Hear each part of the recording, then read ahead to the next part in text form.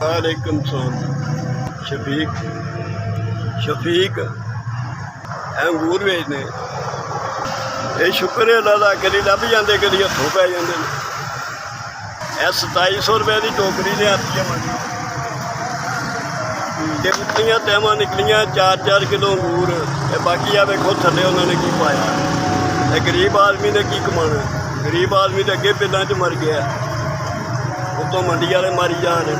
आज शुक्र है अल्लाह दा, किसी अगे अपना हवाला देंगे भी तो साड़ी किहड़ी किसी ने मन लैनी है, या सानू किहड़ा किसी ने 10 किलो का तोड़ा दे देना। आटे रोटी तो असीं कमा के अपनी खानी ना।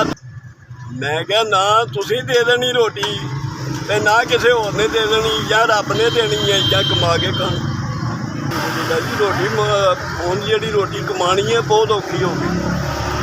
हुण लोग आंदे ने कि लोग डाके मारते हैं, वो भुख की गुरबत तो मारते हैं। इनू दिने रोटी ना लभे, कारोबार ना लभेगा, उन्हें रात को डाके ही मारने, की करेगा बेचारा।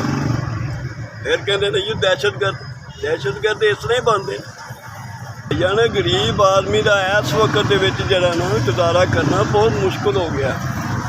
ये हुक्मरान कोई मेहरबानी करन, गरीब आवाम के उत्ते मेहरबानी करो।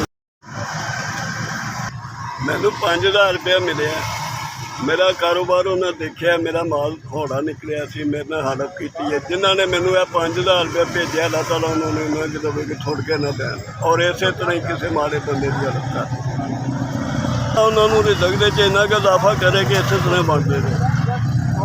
अल्लाह ताला उन्होंने दौलत इजाफा करे और गरीबों को देने की तौफीक अता फरमाए। गरीब वास्ते इन्ना कुछ किया है अल्लाह ताला उन्होंने।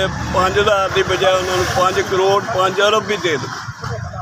SVS मेरे गरीब के उत्ते तुसीं भला किया, अल्लाह ताला तुहानूं